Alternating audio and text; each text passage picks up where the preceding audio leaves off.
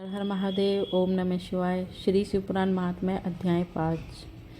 चंचुला के प्रयत्न से पार्वती जी की आज्ञा पाकर तुमरु का विंध्य पर्वत पर शिवपुराण की कथा सुनाकर बिंदु का पिशाच योनि से उद्धार करना तथा उन दोनों दंपत्ति का शिवधाम में सुखी होना। सूत जी बोले, हे शौनक, एक दिन परमानंद में निमग्न हुई चंचुला ने उमा देवी के पास जाकर प्रणाम किया और दोनों हाथ जोड़कर वह उनकी स्तुति करने लगी। चंचुला बोली, गिरिराज नंदिनी स्कंद माता उमे, मनुष्यों ने सदा आपका सेवन किया है। समस्त सुखों को देने वाली शंभु प्रिय आप ब्रह्म स्वरूपनी हैं। विष्णु ब्रह्मा आदि देवताओं द्वारा सेव्य हैं। आप ही सगुणा और निर्गुणा हैं तथा आप ही सूक्ष्मा सच्चिदानंद स्वरूपनी आद्य प्रकृति हैं। आप ही संसार की सृष्टि, पालन और संहार करने वाली हैं। तीनों गुणों का आश्रय भी आप ही हैं। ब्रह्मा, विष्णु और महेश्वर, इन तीनों देवताओं का आवास स्थान और उनकी उत्तम प्रतिष्ठा करने वाली पराशक्ति आप ही हैं।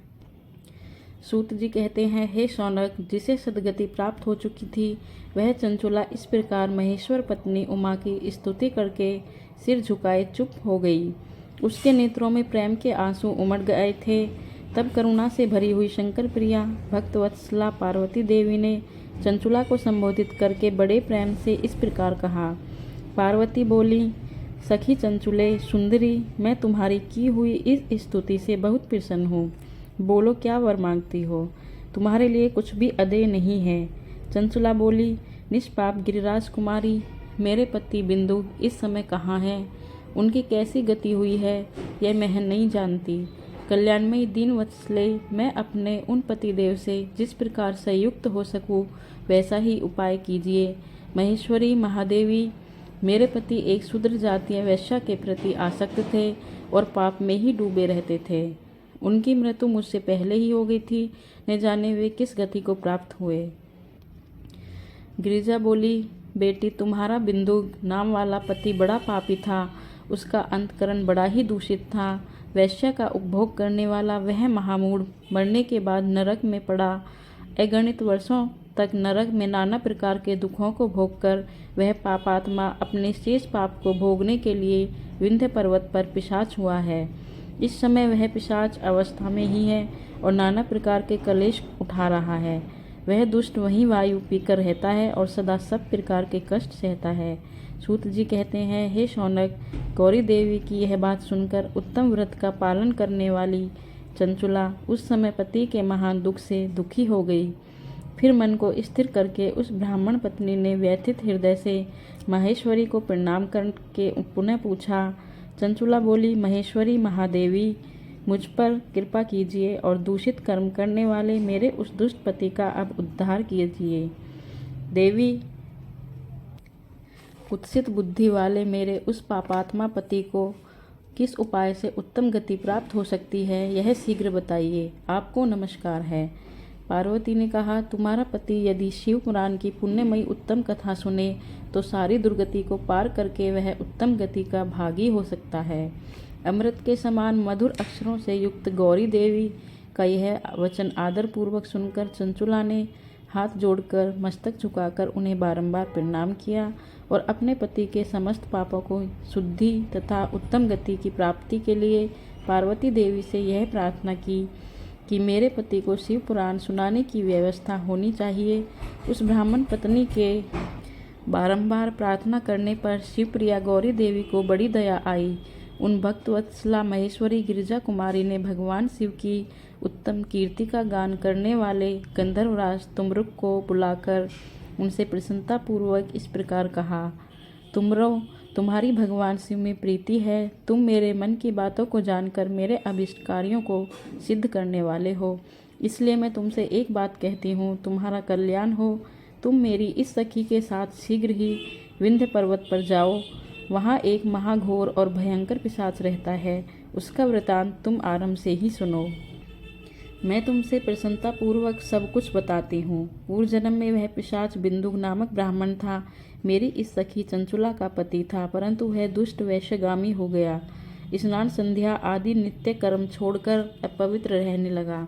क्रोध के कारण उसकी बुद्धि पर मूढ़ता छा गई थी। वह कर्तव्य का विवेक नहीं कर पाता था। अभक्ष्य भक्षण, सज्जनों से द्वेष और दूषित वस्तुओं का दान लेना, यही उसका स्वाभाविक कर्म बन गया था। वह अस्त्र शस्त्र लेकर हिंसा करता, बाएं हाथ से खाता, दीनों को सताता और क्रूरतापूर्वक पराए घरों में आग लगा देता था।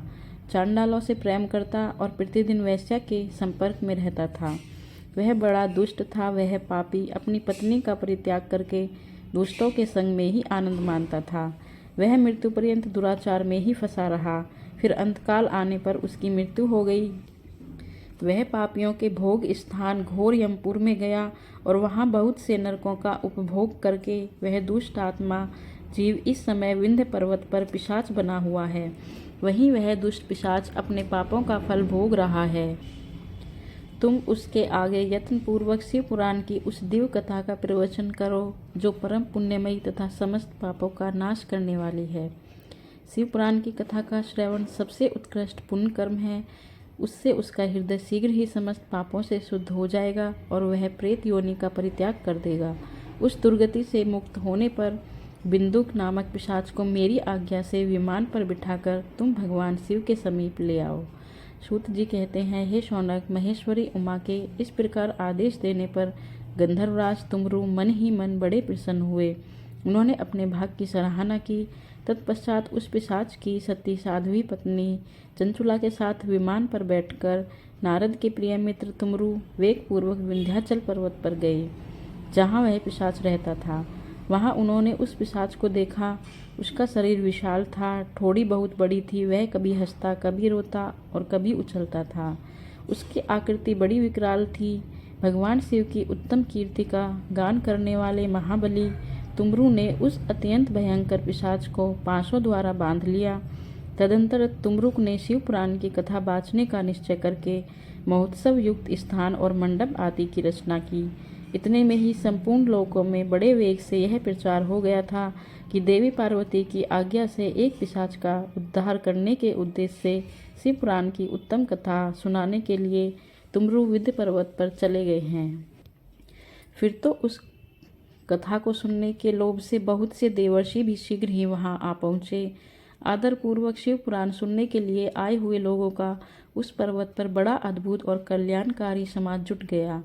फिर तुमरु ने उस पिशाच को पांसों से बांधकर आसन पर बिठाया और हाथ में वीणा लेकर गौरी पति का कथा का गान आरंभ किया। पहली अर्थात विदेश्वर संहिता से लेकर 7वीं वायु संहिता तक महात्म्य सहित शिव पुराण की कथा का उन्होंने स्पष्ट वर्णन किया। सातों संहिताओं सहित शिव पुराण का आनंद पूर्वक श्रवण करके वे सभी श्रोता पूर्णतः कृतार्थ हो गए। उस परम पुण्य में शिव पुराण को सुनकर उस पिशाच ने अपने सारे पापों को धोकर उस पैशाचिक शरीर को त्याग दिया। फिर तो शीघ्र ही उसका रूप दिव्य हो गया। अंग कांति गौरव वर्ण की हो गई। शरीर पर श्वेत वस्त्र तथा सब प्रकार के पुरुषोचित आभूषण उसके अंगों को उद्भासित करने लगे। वह त्रिनेत्रधारी चंद्रशेखर रूप में हो गया। इस प्रकार दिव्य देहधारी होकर श्रीमान बिंदु अपनी प्राण वल्लभ चंचुला के साथ स्वयं भी पार्वती वल्लभ भगवान शिव का गुणगान करने लगा। उसकी स्त्री को इस प्रकार दिव्य रूप से सुशोभित देख वे सभी देवर्षि बड़े विस्मित हुए। उनका चित्त परमानंद से परिपूर्ण हो गया। भगवान महेश्वर का वह अद्भुत चरित्र सुनकर वे सभी श्रोता परम कृतार्थ हो प्रेम पूर्वक श्री शिव का यशोगान करते हुए अपने अपने धाम को चले गए। दिव्य रूपधारी श्रीमान बिंदु भी सुंदर विमान पर अपनी प्रियतमा के पास बैठकर सुखपूर्वक आकाश में स्थित हो बड़ी शोभा पाने लगा। तदंतर महेश्वर के सुंदर एवं मनोहर गुणों का गान करता हुआ वह अपनी प्रियतमा तथा तुमरु के साथ शीघ्र ही शिवधाम में जा पहुंचा। वहां भगवान महेश्वर तथा पार्वती देवी ने प्रसन्नतापूर्वक बिंदुक का बड़ा सत्कार किया और उसे अपना पार्षद बना लिया। उसकी पत्नी चंचुला पार्वती जी की सखी हो गई। उस घनीभूत ज्योति स्वरूप परमानंद में सनातन धाम में अविचल निवास पाकर वे दोनों दंपत्ति परम सुखी हो गए। श्री शिव पुराण महात्म्य अध्याय 5 समाप्त।